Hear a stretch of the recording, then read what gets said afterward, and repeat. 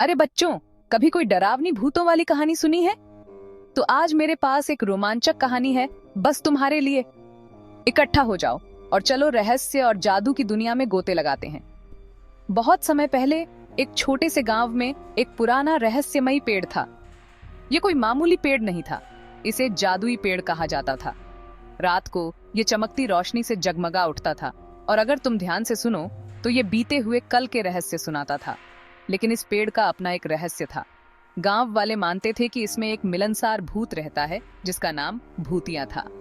भूतिया एक मजाकिया भूत था जिसे बच्चों को हंसाना बहुत पसंद था, लेकिन सिर्फ अगर वो आधी रात को पेड़ के पास जाने के लिए बहादुर हों।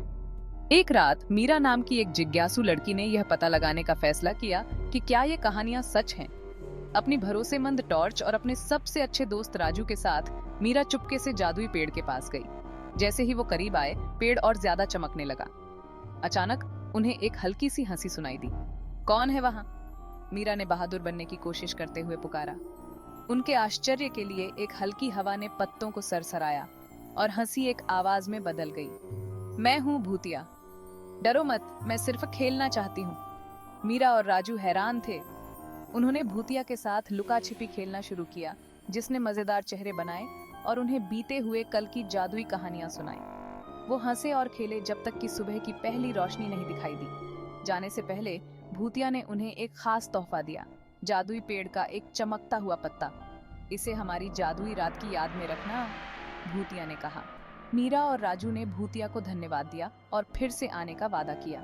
और इस तरह मीरा और राजू गांव लौट आए, एक ऐसी कहानी के साथ जिस पर कोई यकीन नहीं कर सकता था। उन्होंने चमकते पत्ते को सुरक्षित रखा और अपने जादुई भूतिया वाले साहसिक कार्य की याद को हमेशा संजो कर रखा।